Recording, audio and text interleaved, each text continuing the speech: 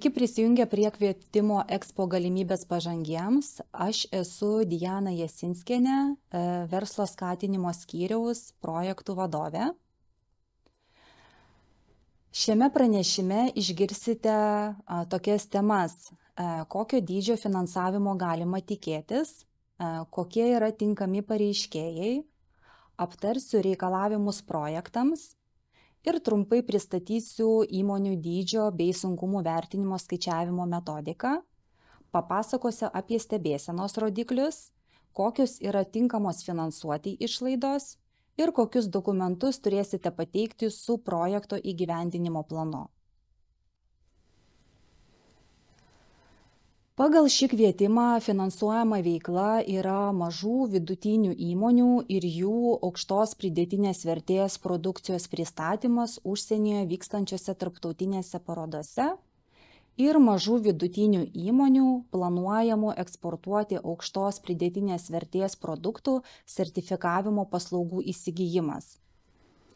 Pagal šį kvietimą galima vykdyti abi paminėtas veiklas arba kurią nors vieną iš jų. Finansuojama veikla skirta įmonėms veikiančioms sostinės regione.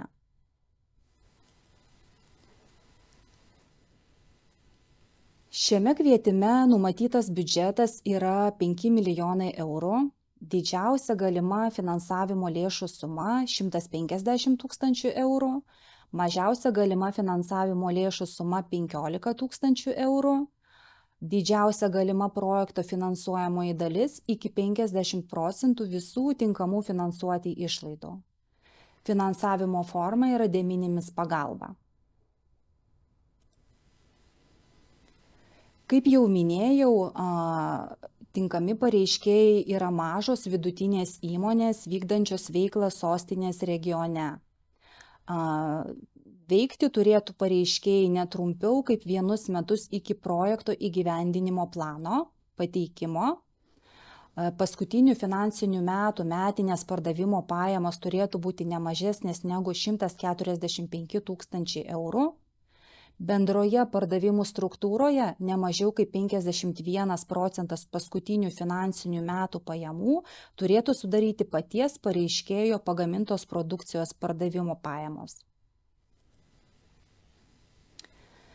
Tinkami pareiškėjai yra priskirtini aukštos pridėtinės vertės įmonėms ir arba turėtų būti sertifikuojama paties pareiškėjo pagaminta aukštos pridėtinės vertės produkcija. Aukštos pridėtinės vertės sektoriui yra priskiriamos įmonės vykdančios ekonominę veiklą aukštųjų technologijų srityje, aukštesniųjų technologijų srityje ir aukštesniųjų technologijų žymnioms imlių paslaugų srityje. Jei jūsų įmonė vykdo veiklą, kuri priskirtina šioje skaidrėje nurodytiems ekonominės veiklos rūšių klasifikatoriams, ji veikia aukštos pridėtinės vertės sektoriuje ir jūs būtumėte tuomet tinkami pareiškėjai. Pagal šią priemonę numatyti bendrieji reikalavimai pareiškėjams. Pareiškėjai turėtų neveikti neremtinose srityse, turėtų būti nepriskiriami sunkumų patiriančios įmonės kategorijai ir turi turėti pakankamą de minimis pagalbos likutę. Vertinimo metu vienai įmonei suteikta de minimis pagalba bus skaičiuojama per 3 fiskalinius metus iki tos dienos, kai įmonė įgyja teisę gauti de minimis pagalbą. Planuojama, jog projekto sutartys bus pasirašomos iki 2024 metų kovo mėnesio. Suteiktos de minimis pagalbos laikotarpis nustatomas remiantis fiskaliniais metais, kuriuos naudoja įmonė. Tai yra, jei įmonės fiskaliniai metai prasideda sausio 1 dieną, tokiu atveju suteikta de minimis pagalba bus skaičiuojama už pilnus 2022, 2023 ir 2024 metų praėjusią dalį.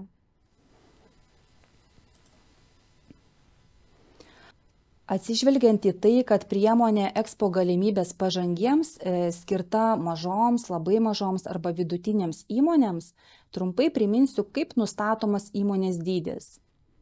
Pagrindiniai esminiai teisės aktai, pagal kurį nustatomas įmonės dydis, yra smulkiojo ir vidutinio verslo plėtros įstatymas, SVV statuso deklaravimo tvarkos aprašas, vidutinio metų darbuotojo skaičiaus nustatymo tvarkos aprašas ir ES teisės aktai. Taigi pirmiausia yra nustatomi įmonių ryšiai, po to pasižiūrima į įmonės ir susijusių įmonių suminius rodiklius. Pavyzdžiui, jeigu įmonės ir jos susijusių įmonių bendras darbuotojų skaičius yra 45, bendra metinė apyvarta arba balanse nurodyta turto vertė neviršija 10 milijonų eurų, įmonė priskiriama mažos įmonės kategorijai.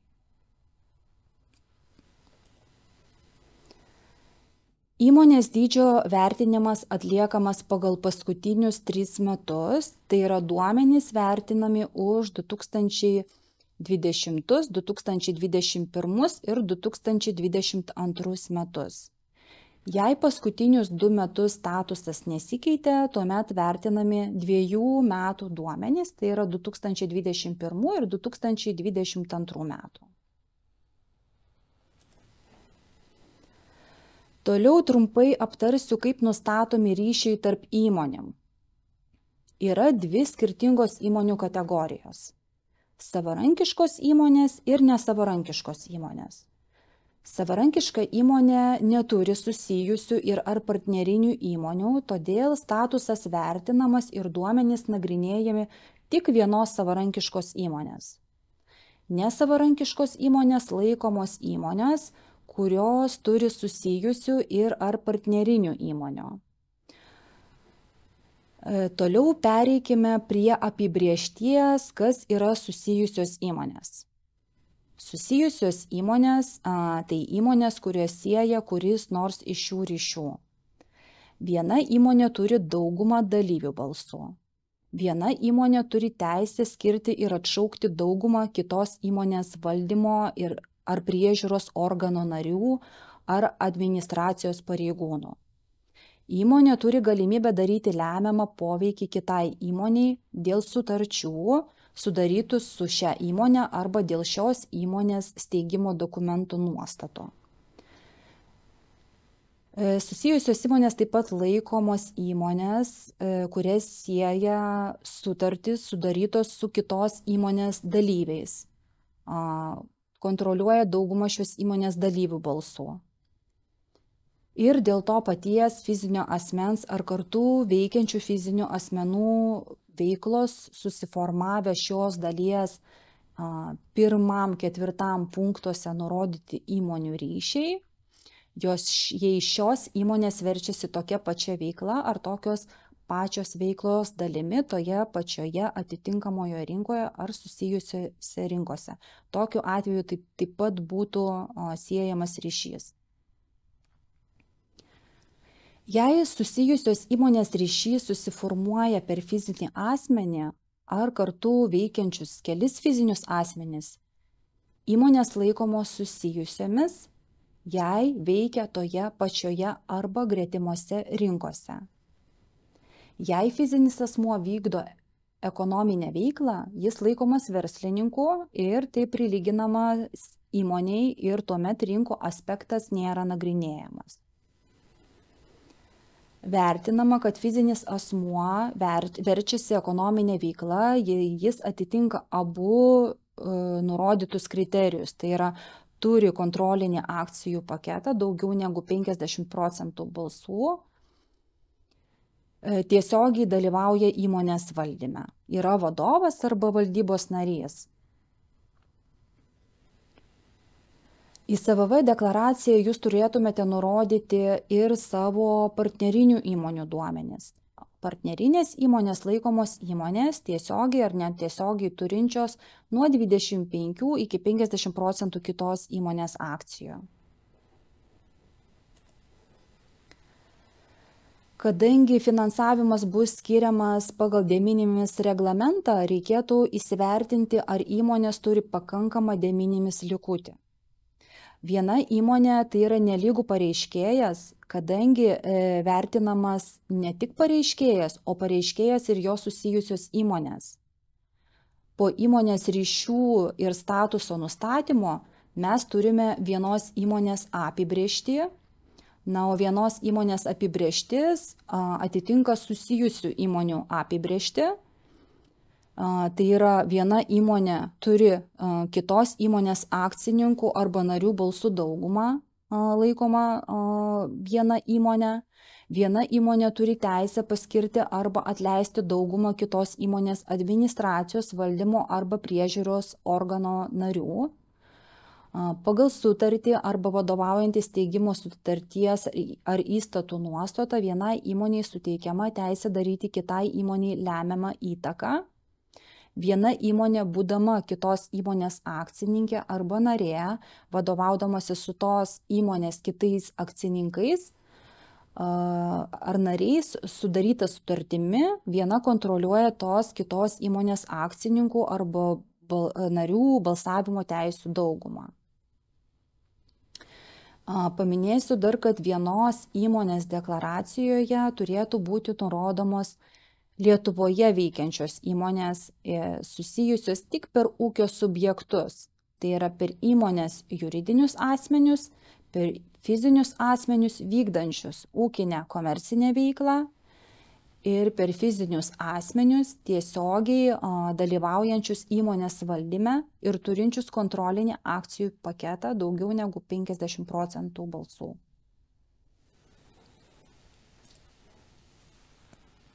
Kaip jau minėjau, įmonės turi būti nepatiriančios sunkumus. Vertinami įmonės, tai yra pareiškėjo ir jo susijusių įmonių duomenys pagal patvirtintus 2022 metų finansinės atskaitomybės dokumentus. Yra tik tai viena šio vertinimo išimtis. Sunkumai nevertinami, jei maža vidutinė įmonė veikia mažiau negu 3 metus, tačiau jei pareiškėjas ar ūkio subjektas, kuriam jis priklauso, veikia ilgiau negu 3 metus vertinimo metu, išimtis netaikoma. Pateikėme sunkumus patiriančios įmonės pavyzdį. Kaip jau minėjau, vertinama, ar įmonės kapitalo neprarasta daugiau negu pusę. Kadangi pagal šį pavyzdį prarasta daugiau negu pusė, įmonė laiko patirianti sunkumus, todėl finansavimas neteikiamas. Toliau aptarsime specialiuosius reikalavimus projektui. Projekto veiklų pradžia turėtų būti ne anksčiau nei projekto įgyvendinimo plano pateikimas inovacijų agentūrai. Projekto veiklos turi būti pradėtos įgyvendinti per 3 mėnesius nuo projekto sutarties pasirašymo dienos. Projektų veiklų įgyvendinimo trukmė turi būti neilgesnė kaip 30 mėnesių nuo projekto sutarties pasirašymo dienos. Projekto veiklos įgyvendinamos sostinės regione, tarptautinėse parodose pristatoma paties pareiškėjo aukštos pridėtinės vertės produkcija, tinkama sertifikuoti tik paties pareiškėjo pagamintą aukštos pridėtinės vertės produkciją. Projektams yra taikomi ir parengtumo reikalavimai, tai yra kartu su projekto įgyvendinamo planu turi būti pateiktas projekto finansavimo sąlygų aprašo 3 priedas. Nepateikus šio dokumento, projekto įgyvendinimo planas atmetamas. Inovacijų agentūros puslapyje yra patalpintas aprašo 3 priedas Excel formatu su automatiniais skaičiavimais, todėl rekomenduojama pildyti šį formatą. Projekte numatyti 2 produkto stebėsenos rodikliai.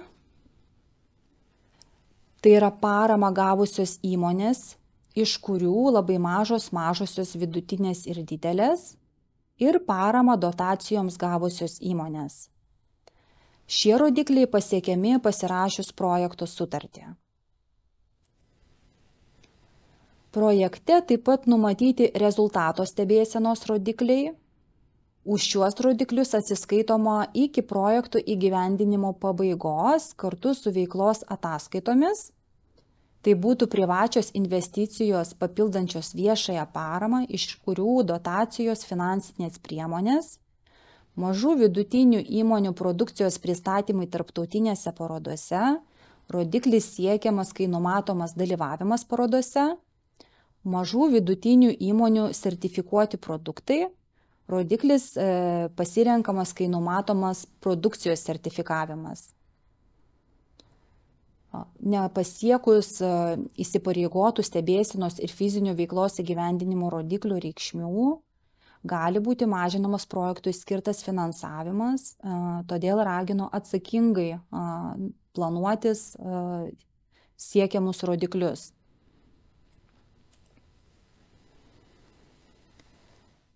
Dar vienas privalomas stebėsenos rodiklis yra didesnė vienam darbuotojui tenkančią pridėtinę vertę sukuriančios mažos vidutinės įmonės. Pridėtinė vertė skaičiuojama, reikėtų iš įmonės pajamų atimti veiklos subsidijas, netiesioginius mokesčius ir viską padalinti iš dirbančiųjų metinių visos darbo dienos ekvivalentų. Įmonės pridėtinė vertė tenkanti vienam darbuotojui fiskaliniais metais po projektų įgyvendinimo pabaigos privalo būti bent 2 procentais didesnė nei vienam darbuotojui tenkanti pridėtinė vertė metais iki projektų įgyvendinimo pradžios. Na ir paskutinis rezultato stebėsenos rodiklis – investicijas gavusių mažų vidutinių įmonių lietuviškos kilmės aukštos pridėtinės vertės produkcijos eksporto padidėjimas yra skaičiuojamas pagal formulę, kurią matote skaidrėje. Apskaičiavimui jūs turėsite pateikti aukštos pridėtinės vertės produkcijos eksporto vertę iki paraiškos pateikimo pagal 2022 metų finansinę atskaitomybę ir suprognozuotą aukštos pridėtinės vertės produkcijos eksporto augimą 3 metus po projekto įgyvendinimo pabaigos. Kaip jau minėjau, inovacijų agentūros puslapyje prie kvietimo dokumentų jūs galite pildyti aprašo 3 priedo lenteles Excel formate, kuriame rasite jau paruoštą apskaičiavimo formą, jums reikės įvesti sumas eurais, o rodiklio reikšmė bus apskaičiuota automatiškai. Už šį rodiklį bus atsiskaitoma po projekto pabaigos su ataskaitomis už 1, 2 ir 3 metus.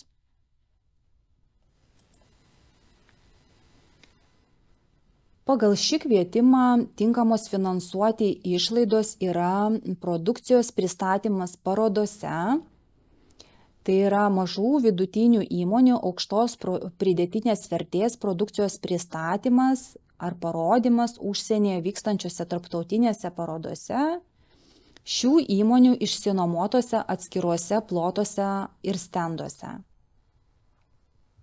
Tinkamos finansuoti projekto išlaidos apskaičiuojamos ir apmokamos taikant dalyvavimo tarptautinėse parodose fiksuotosius įkainius pagal dalyvavimo tarptautinėse parodose fiksuotųjų vieneto įkainių nustatymo tyrimą. Nuorodą į redakciją rasite inovacijų agentūros puslapyje prie kvietimo dokumentų. Redakcijoje nurodyti fiksuotieji vieneto įkainiai apskaičiuoti kiekvienai šalies grupiai. Į kiekvieną šalies grupę įtrauktas tam tikras šalių sąrašas. Pavyzdžiui, Vokietija priklauso 3 šalies grupiai, todėl parodos Vokietijoje fiksuotas įkainis 13 911 eurų. Kadangi finansavimo intensyvumas yra 50%, finansavimo suma sudarytų 6 955 eurus ir 50 centų. Sudalyvavus tarptautinėse parodose projektų įgyvendinimo metu, deklaruojant išlaidas, jūs turėsite inovacijų agentūrai su veiklos ataskaitomis pateikti įrodančius dokumentus, patvirtinančius dalyvavimą parodoje. Tai yra dalyvavimo tarptautinėje parodoje ataskaita, mažiausiai 3 parodos stendo nuotraukas, dalyvių katalogo kopija ir dalyvio kortelės kopija. Kalbant apie aukštos pridėtinės vertės produkcijos sertifikavimo išlaidas, tinkamos finansuoti išlaidos būtų aukštos pridėtinės vertės produkcijos sertifikavimui reikalingų bandymų ir tyrimų išlaidos, sertifikuojamo gaminio transportavimo išlaidos būtinos gaminiui sertifikuoti, jei to neapima sertifikavimo paslaugos pirkimo išlaidos, ir produkcijos gamybos vertinimo procesas, kai tai yra neatskiriama produkcijos sertifikavimo dalis. Išlaidoms apmokėti taikoma vertinimo metu nustatyta fiksuotoji norma. Fiksuotoji suma nustatoma pagal mažiausios kainos komercinį pasiūlymą. Vykdant produkcijos sertifikavimo veiklą, taip pat su veiklos ataskaitomis reikės pateikti įrodančius dokumentus, kad pagrįsti sertifikavimo išlaidas.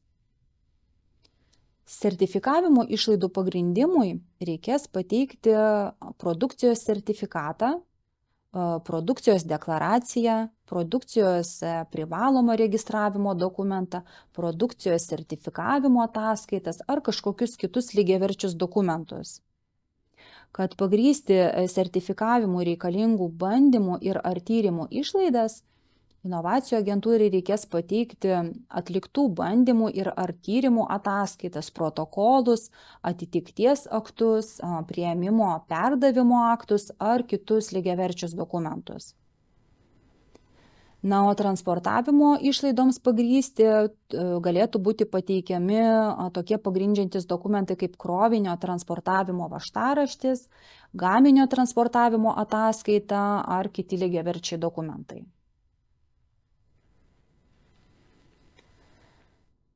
Projektų atranka. Vertinimas atliekamas pagal aprašo 9 punkto lentelėje pateiktus 4 prioritetinius atrankos kriterijus. Projektas nefinansuojamas, jei kriterijų vertinimo metu surenkama mažiau negu 50 balų. Projektai atrenkami konkurso būdu, tai yra finansuojami surinkusieji daugiausiai balų. Pirmasis kriterijus yra projekto efektyvumas. Projekto efektyvumas skaičiuojamas kaip santykis tarp pareiškėjo paties pagamintos lietuviškos kilmės aukštos pridėtinės vertės produkcijos eksporto augimo ir prašomos finansavimo sumos. Pareiškėjo paties pagamintos lietuviškos kilmės aukštos pridėtinės vertės produkcijos eksporto augimas skaičiuojamas akumuliuotai. Tai yra suma, kurią sudaro 3 metų po projekto įgyvendinimo pabaigos suprognozuoti aukštos pridėtinės vertės produkcijos eksporto suma, iš kurios dar reikia atimti bazinę reikšmę. Tai yra produkcijos eksportą iki projekto įgyvendinimo plano pateikimo. Balai suteikiami pagal 2 atskiras pareiškėjų grupės. Tai yra vertinamos bus kategorijoje labai mažos ir mažos įmonės ir kita kategorija vidutinės įmonės. Daugiau balų skiriama projektams, kurių nurodytas santykis yra didesnis. Už antrąjį prioritetinį kriterijų skiriami balai, jei pareiškėjas vykdo pagrindinę ekonominę veiklą, kuri priskirtina prie mokslinių tyrimų ir eksperimentinės plėtros ir inovacijų srities, arba kuri atitinka mokslinių tyrimų ir eksperimentinės plėtros ir inovacijų koncepcijos nuostatas, prioriteto tematiką. Inovacijų agentūros puslapyje prie kvietimo dokumentų rasite informaciją su EVRK kodų sąrašu. Ten galima pasitikrinti, ar įmonės veikla atitinka mokslinių tyrimų ir eksperimentinės plėtros ir inovacijų koncepcijos nuostatas.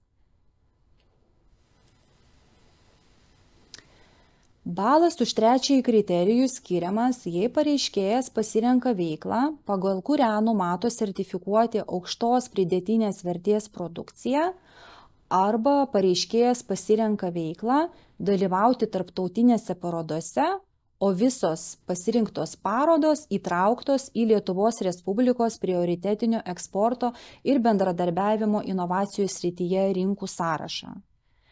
Kaip jau minėjau, sąrašą rasite inovacijų agentūros puslapyje prie kvietimo dokumentų. Sąraše yra 32 šalis. Jeigu planuojate visose parodose dalyvauti šalyse, kurios įtrauktos į minėtą 32 šalių sąrašą, jums bus skiriamas prioritetinis balas. Na, o aukščiausias balas yra suteikiamas, jeigu yra planuojama vykdyti abi poveiklės.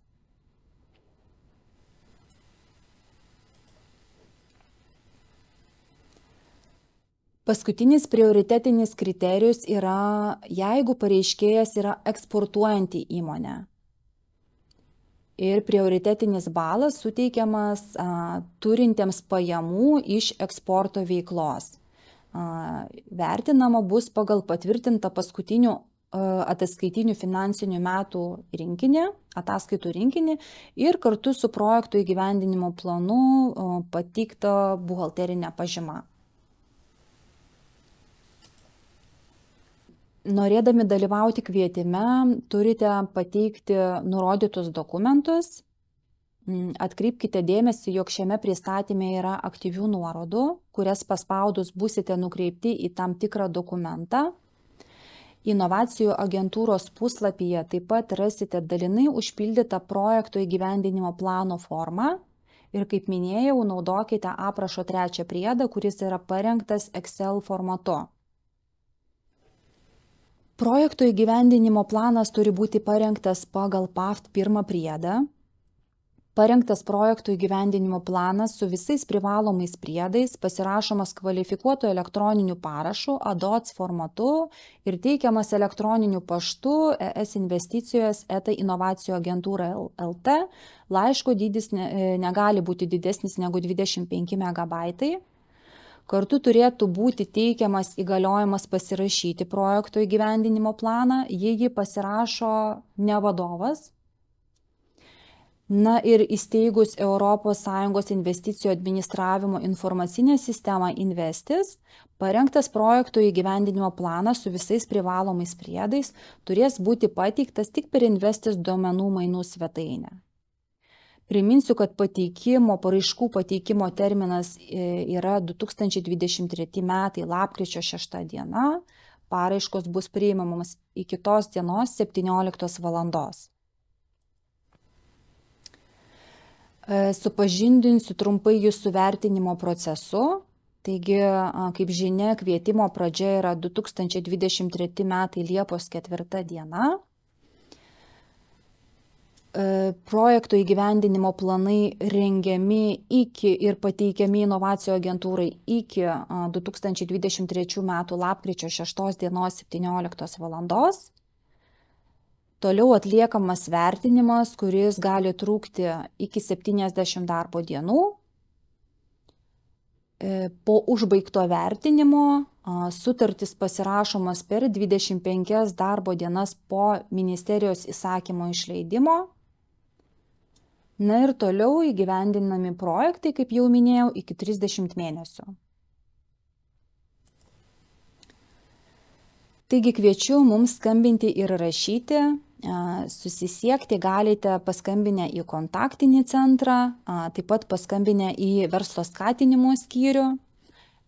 Galite mums rašyti elektroniniu paštu expo-galimybės@inovacijų-agentūra.lt. Visi kvietimo dokumentai, sąlygos ir formos pildymui patalpintos puslapiuose inovacijų-agentūra.lt ir ES-investicijos.lt. Taigi dėkoju Jums, kad dalyvavote mokymuose. Linkiu Jums sklandaus dalyvavimo kvietime. bei sėkmės gaunant finansavimą.